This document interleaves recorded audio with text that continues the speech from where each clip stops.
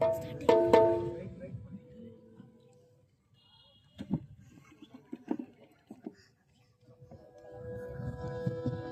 ओम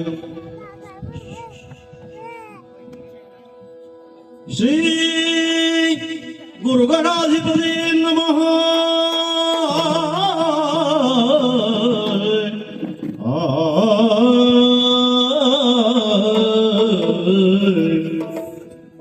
सरस्वती नमस्तुभ्यं वरदे कामरूपिणी।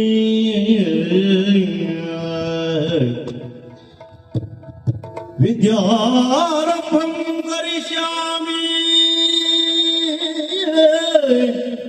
सिद्धिर्भवतु मे सदा। गजमुखने मेरे वेकदन्तने निज गुणान्वित परशुधाने। रजतगिरि गुणयन कुमारने विद्या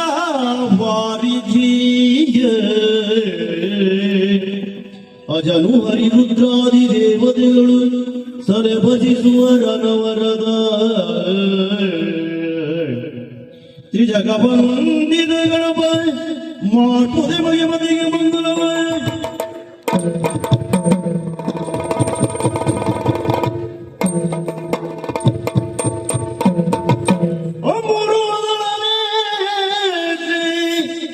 ಶ್ರೀ ದುರ್ಗಾಂಬಿಕೆಯ ಬಲವನ್ನು ಬಂದಿಯೋ ಅಂಬಿಕಾ ಸುತ ವಿಘ್ನರಾಜನ ಪಿರಿದು ಸಂಸ್ತುತಿಸಿ ವಂದಿಸುವೆ ಶಾರದೆಯ ಜಗ್ರಾಜ್ಯ ಮರಣಿನ್ಯರೇ ಕವಿಗಳ ವಂದನೆ ಬಲಪದ ಬೇಡಬೇರೆ ಕಥಾಪ್ರದವ.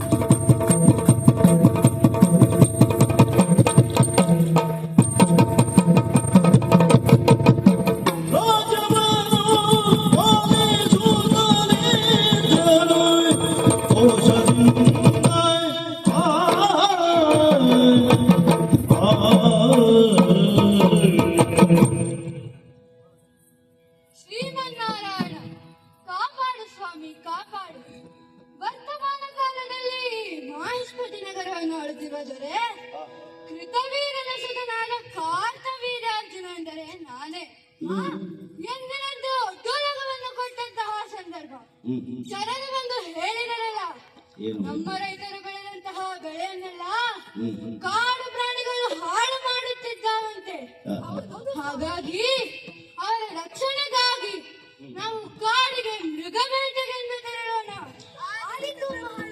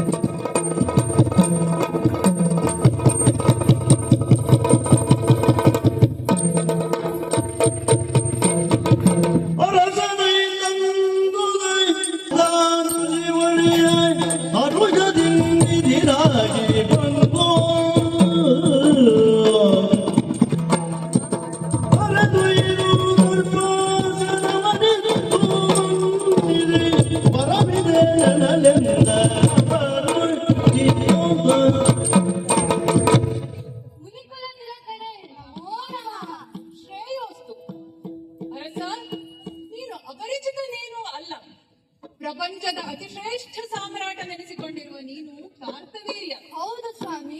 ಆದ್ದರಿಂದ ಕೇಳುತ್ತಿದ್ದೇನೆ, ನೀನು ಇಲ್ಲಿಯವರೆಗೆ ಬರುವಂತಹ ಕಾರಣವೇನೆಂದು ಹೇಳಬಹುದೇ? ಮುನಿನಾಥ, ನನ್ನ ಪ್ರಜೆಗಳಿಗೆ ಬಂದಂತಹ ಕಷ್ಟವನ್ನು ದೂರೀಕರಿಸುವ ಉದ್ದೇಶದಿಂದ ಕಾಡಿಗೆ ಮೃಗಬೇಕೆ ಆಡಬೇಕೆಂದು ಸಂಕಲ್ಪಿಸಿ ಬಂದೆ. ಹಾಗೆ ನಿಮ್ಮ ಆಶೀರ್ವಾದವನ್ನು ಅರಿತುಕೊಂಡ ನಾನು ನಿಮ್ಮ ಆಶೀರ್ವಾದ ಪಡೆದು ಹೋಗಬೇಕೆಂದು ಬಂದಿದ್ದೇನೆ. ಹೋಗಿ ಬರಲೇ? ಕಾರ್ತವೀರ್ಯ, ಮಧ್ಯಾಹ್ನದ ಹೊತ್ತು ಊಟದ ಸಮಯ. ಈ ಸಮಯದಲ್ಲಿ ಬಂದವರಿಗೆ ಊಟವನ್ನು ವಿರಚಿಸಬೇಕಾದದ್ದು ಗೃಹಸ್ಥನಾದ ನನ್ನ ಧರ್ಮ. ಆದ್ದರಿಂದ ಹೇಳುತ್ತಿದ್ದೇನೆ, ನನ್ನ ಧರ್ಮವನ್ನು ಪಾಲಿಸುವುದಕ್ಕಾಗಿ ನೀನು ನಮ್ಮ ಆತಿಥ್ಯವನ್ನು ಸ್ವೀಕರಿಸಿಯೇ ಹೋಗಬೇಕು. ಆದೀತು ಮುನಿವರ್ಯರೇ, ನಿಮ್ಮ ಇಚ್ಛೆಯಂತೆ ಆಗಲಿ.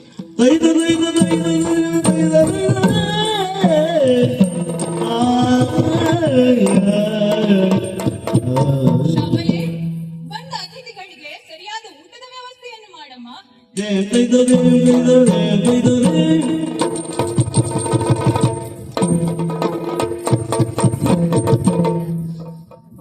ಆಹಾ ಆಹಾ, ಎಂತಹ ಊಟ, ಎಂತಹ ಊಟ.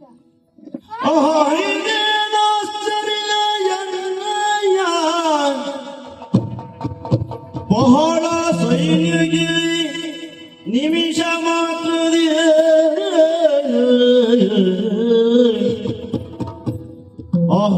ಇದೇನಾಶ್ಚರ್ಯ ಎನ್ನಯ್ಯ. ಬಹಳ ಸೈನ್ಯಗೆ ನಿಮಿಷ ಮಾತ್ರದಿ ವಹಿಲದಿಂದುಣಿಸಿದನು ನೋಡ್ಪಡಿ. ವಹಿಲದಿಂದುಣಿಸಿದನು ನೋಡ್ಪಡಿ ಮಹಿಮರನು.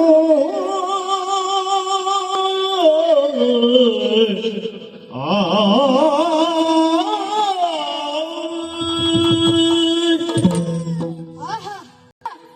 ಎಂತಹ ಮಿಷ್ಟಾನ್ನ, ಎಂತಹ ರುಚಿಕರವಾದ ತಿನಿಸು.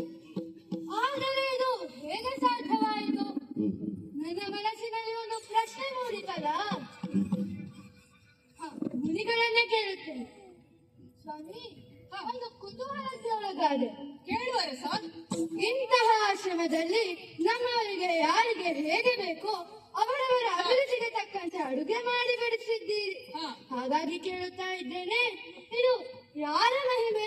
ಇದು ಹೇಗೆ ಸಾಧ್ಯವಾಯಿತು ಸ್ವಾಮಿ, ಹೇಳಬಹುದೇ?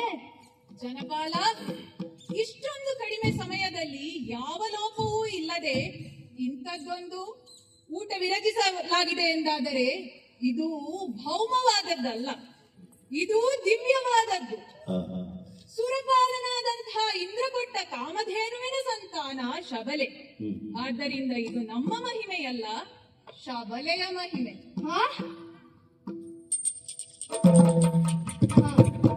ಸ್ವಾಮಿ, ಸಾವನಿಂದ ಒಂದು ಮಾತು ಕೇಳಲೆ? ಕೇಳುವರಸ. ಚಕ್ರವರ್ತಿಯಾದ ನನಗೆ ಆ ಜೇನುವಿನ ಮೇಲೆ ಆಸೆ ಉಂಟಾಗಿದೆ. ಹಾಗಾಗಿ ದಯಮಾಡಿ ಆ ಜೇನುವನ್ನು ನನಗೆ ಕೊಟ್ಟು ಬಿಡಿ.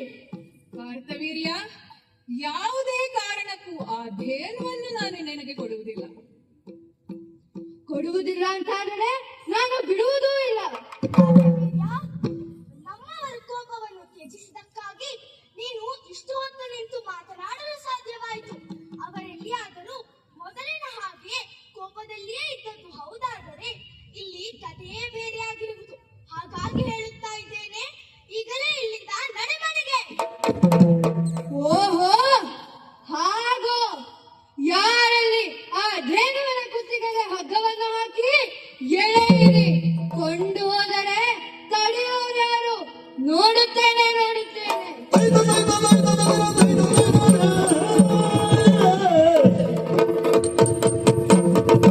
ಏನಸಗಲಿನೋ ಶಿವ ಶಿವ ಆಲಿಯನೆಸಗುತ್ತಲಿ ಬರಿಯೇ ಏನು ವಾವನಿ ಮನಯ್ಯನೆ ತಾನದಿ ಛಲದಿಂದ ಏನು ವಾವನಿ ಮನಯ್ಯನೆ ತಾನದಿ ಛಲದಿಂದ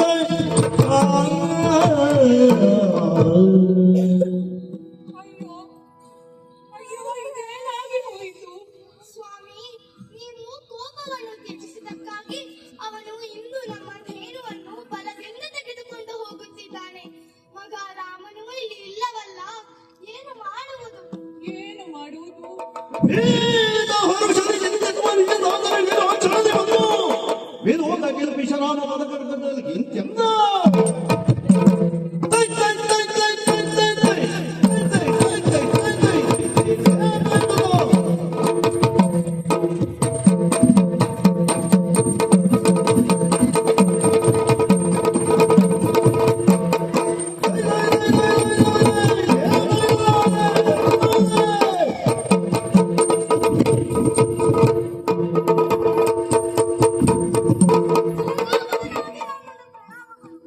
ಶುಭವಾಗಲಿ ಮಗನೇ. ಬಂದು ನೋಡಿದರೆ ಆಶ್ರಮದ ವಾತಾವರಣ ಶಾಂತಿ ನೆಮ್ಮದಿಯ ನೆಲೆಬೀಡಾಗಿತ್ತು. ಆದರೆ ಇಂದು ಅಶಾಂತಿಯ ತಾಣವಾಗಿದೆ. ಯಾಕೆ? ನಿಮ್ಮ ದುಃಖಕ್ಕೆ ಕಾರಣವೇನು? ಮಗನೇ ರಾಮ, ಪೇಟೆಯ ನೆವನದಿಂದ ಬಂದಂತಹ ಕಾರ್ತಿಕೇಯ ಹಾಗೂ ಅವನ ಸಂಗಡಿಗರಿಗೆ ನಮ್ಮ ಶಬಲೆಯ ಮುಖೇನ ಉಣಬಡಿಸಿದ ಶಬಲೆಯನ್ನೇ ತಮ್ಮ ಪರಾಕ್ರಮದಿಂದ ಬಲಾತ್ಕಾರದಿಂದ ಹೊತ್ತೊಯ್ದ ಮಗನೇ, ಹೊತ್ತೊಯ್ದ.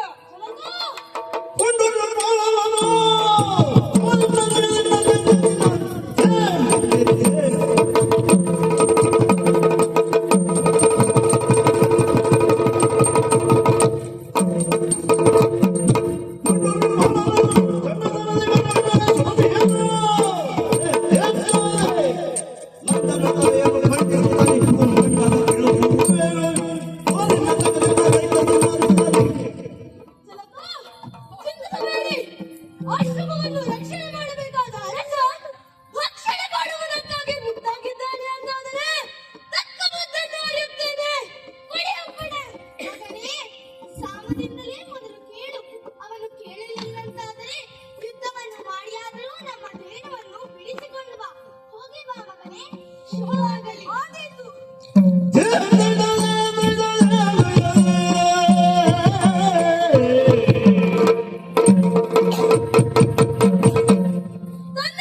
ಆಶೀರ್ವಾದ ಪಡೆದಾಯಿತು. ನೇರವಾಗಿ ಮಹೇಶ್ವರಪುರಕ್ಕೆ.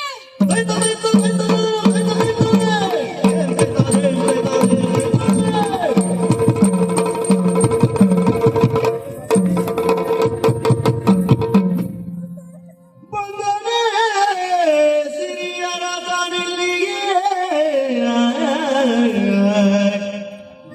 ಬಂದನೆ ಸಿರಿಯರ ತಾನಿಲ್ಲಿಗೆ ಚಂದದಿಂದಲೇ ವಿಪ್ರಾರೂ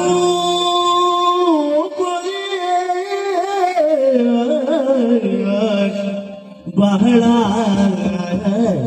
ಚಂದದಿಂದಲೇ ವಿಪ್ರರೂ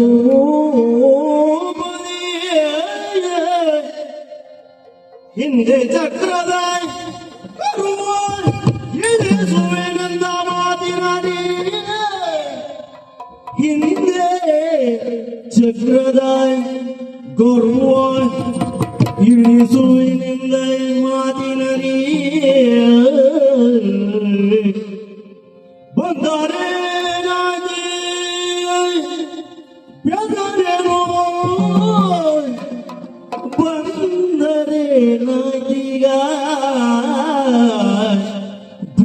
ಬಂದೆನು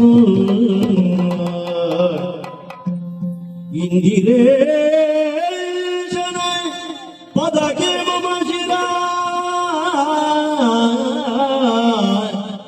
ಇಂದಿರೇಶನ ಪದಕ್ಕೆ ಮಮ ಚಂದದಿಂದ ಅರ್ಪಿಸುವೆ ಬಹಳ ಅರ್ಪಿಸುವೆ ಪರಿಜನ ವೃಂದ ಸೈನಿಗ ಪರಿಜನ ವೃಂದ ಸೈನಿಗ ಆ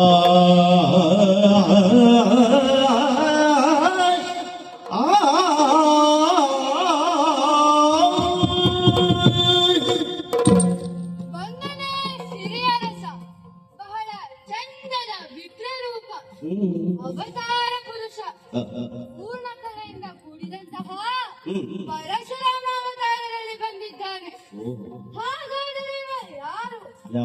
ವೈಕುಂಠವಾಸಿಯಾದ ಶ್ರೀಮನ್ನಾರಾಯಣ. ಒಂದು ಕಾಲದಲ್ಲಿ ಅವನ ಕರದಲ್ಲಿ ರಾರಾಜಿಸುತ್ತಿದ್ದ ಸುದರ್ಶನನೇ ನಾನು. ಗರ್ವದಿಂದ ಮುಂದುವರಿದ ಹೊತ್ತಿನಲ್ಲಿ ಅವನಿಂದ ಶಾಪಗ್ರಸ್ತನಾಗಿ ಭೂತಳದಲ್ಲಿ ಧರಾಡ್ಮನಾಗಿ ಹುಟ್ಟಿಕೊಂಡೆ. ಹಾಗಾಗಿ ಇಂದು ಅವನು ಬಂದದ್ದು ಧೇನುವನ್ನು ಮಾತ್ರವಲ್ಲ, ನನ್ನನ್ನೂ ಸಹ ವೈಕುಂಠದ ಕಡೆಗೆ ಕರೆದುಕೊಂಡು ಹೋಗುವುದಕ್ಕೆ ಅರ್ಥವಾಯಿತು.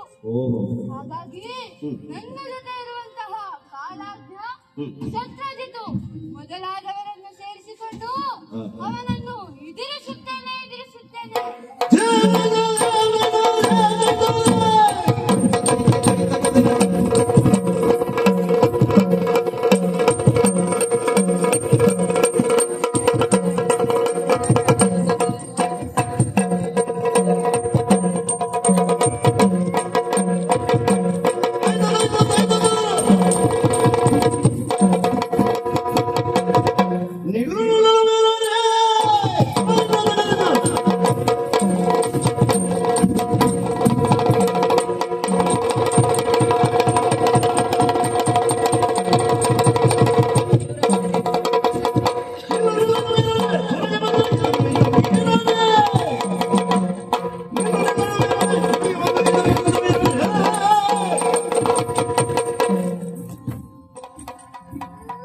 ಎಲ್ಲ ಬಾಲಕ, ಶಸ್ತ್ರಾಸ್ತ್ರಗಳನ್ನು ಹಿಡಿದುಕೊಂಡು ಬಂದು ನನ್ನ ಎದುರಿಗೆ ಯುದ್ಧಕ್ಕೆ ನಿಂತಿದ್ಯಾ? ಹೌದು.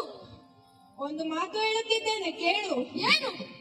ಈಗ ನಿನ್ನ ಕೈಯಲ್ಲಿ ಇರುವ ಶಸ್ತ್ರಗಳನ್ನು ಕೆಳಗಿರಿಸಿ ನಡೆಯಲಿ ನನ್ನ ಮನೆಗೆ. ಮನೆಯವರು ಯಾರೆಂದು ಆಮೇಲೆ ನೋಡುವ. ಮೊದಲು ನನ್ನನ್ನು ಎದುರಿಸು.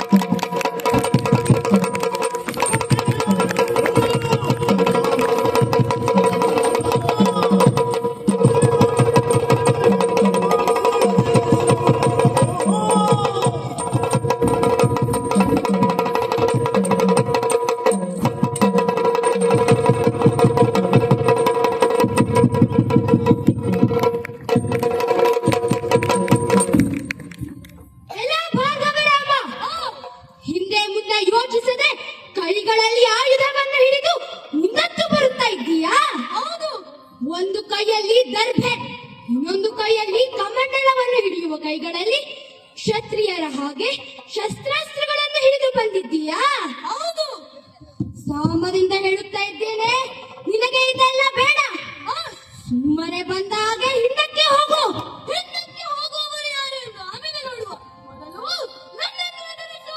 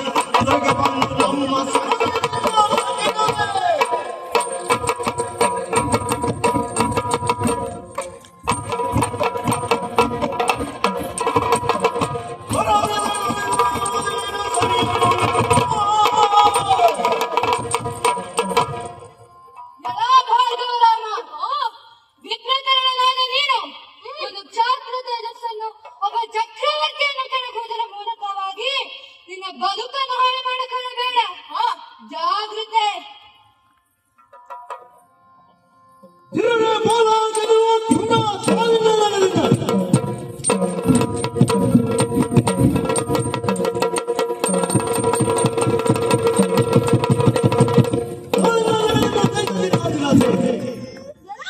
ನೀನು ನನ್ನನ್ನು ಸಣ್ಣ ಎಂದು ಹೇಳುತ್ತಿದ್ದೀಯ. ಹೌದು, ಆದರೆ ಹಿಡಿದಿರುವ ಪರಶುವಿಗೆ ವಾದತನವೆಂಬುದು ಇಲ್ಲ. ಮಾಡಿದ್ದು ತಪ್ಪೆಂದು ತಂದೆಯವರ ಕಾಲಿಗೆ ಬಿದ್ದು ಸಭೆಯನ್ನು ಯೋಚಿಸು. ಇಲ್ಲದಿದ್ದರೆ ನನ್ನನ್ನು ಎದುರಿಸಬೇಕಾಗುತ್ತದೆ. ಸರಿ, ಬಾ ಮುಂದೆ.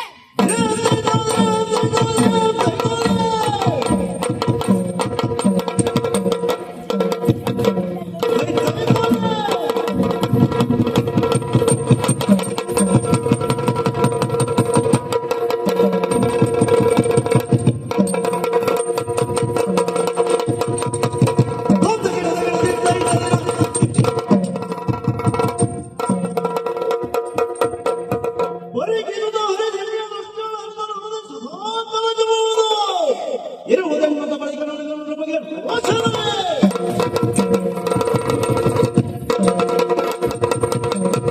ಅರೆರೆ, ಏನು ಆಶ್ಚರ್ಯವಿದು! ಹಿಡಿದಿರುವ ಪರಶುವಿನಿಂದ ತೋಳನ್ನು ಕತ್ತರಿಸಿದರೂ ಕೂಡ ಮತ್ತೆ ಮತ್ತೆ ಚಿಗುರುತ್ತಾ ಇದೆಯಲ್ಲ? ಯಾಕೆ ಹೀಗೆ? ಓಹೋ, ತಿಳಿಯಿತು! ಅಮೃತ ಕಲಶ ಇದು ಇದು.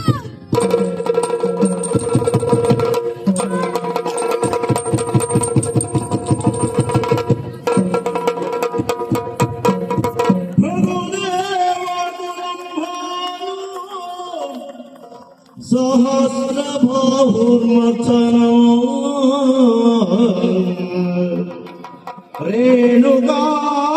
ರೇಣುಕಾನಯನಾನಂದೋ ಪರಶುಂ ವಂದೇ ವಿಪ್ರದನ ಪರಶುಂ ವಂದೇ ವಿಪ್ರದನ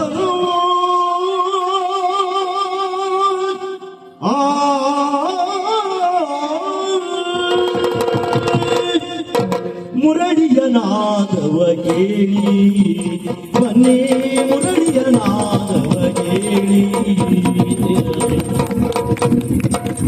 ಕಂಗೊಳಿಸುವ ಕಣದಿಂದಗ ಸೊಬಗಿಲಿ ತಂಗಾಳಿಯ ಸುಖದಿ ಶ್ರೀರಂಗನ ತಂಗಾಳಿಯ ಸುಖದಿ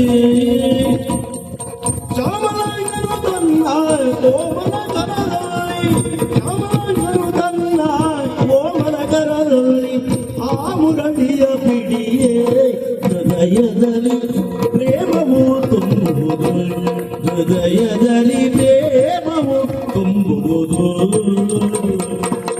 ಮುರಳಿಯ ನಾದವ ಕೇಳಿ ಬನ್ನಿ ಮುರಳಿಯ ನಾದವ ಕೇಳಿ ಬನ್ನಿ ಮುರಳಿಯ ನಾದವ ಕೇಳಿ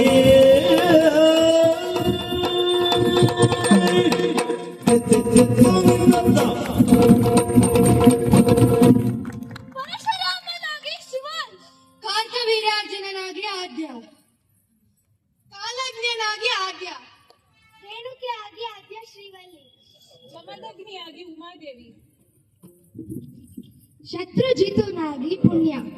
ಮುರಳಿಯ ನಾದವ ಕೇಳಿ ಬನ್ನಿ ಮುರಳಿಯ ನಾದವ ಕೇಳಿ ಬನ್ನಿ ಮುರಳಿಯ ನಾದವ ಕೇಳಿ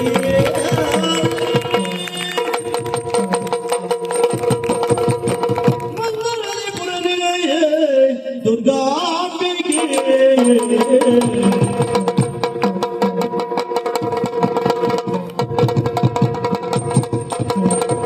ಮಂಗಳದಲ್ಲಿ ಪುರನಿಲಯೇ ದುರ್ಗಾಂಬಿಕೆ ಅಮ್ಮ ಶರಣರ ಪೊರೆಯಮ್ಮ ಜಗದಂಬಿಕೆ ಅಮ್ಮ ಶರಣರ ಪೊರೆಯಮ್ಮ ಜಗದಂಬಿಕೆ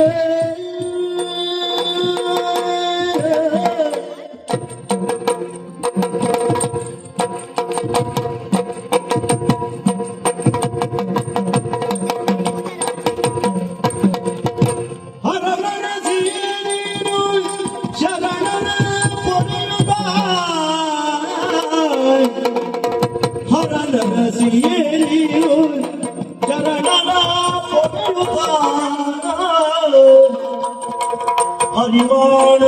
ನೈವೇದ್ಯ ಹೂವಿನ ಪೂಜೆ ಯಕ್ಷಗಾನದ ಸೇವೆ ಯಕ್ಷನಾಟ್ಯದ ಸೇವೆ ಯಕ್ಷಗಾನದ ಸೇವೆ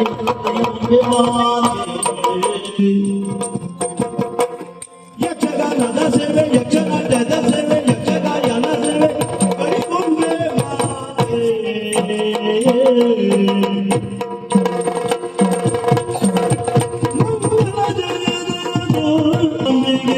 ಮಂಗಲ ಜಯೋ ಅಮ್ಮ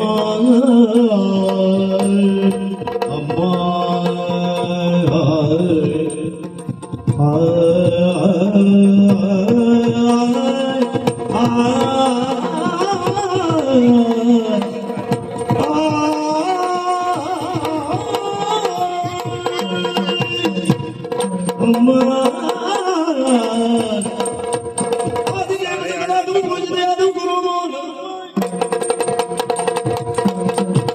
मेरे द्वार नमो नमो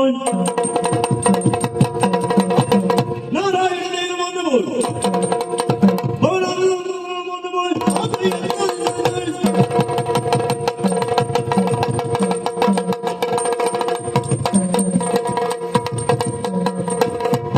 कृष्णाय वासुदेवाय देवकी नमः नंद गोप कुमाराय श्री गोविंदाय नमो नमः नमो नमः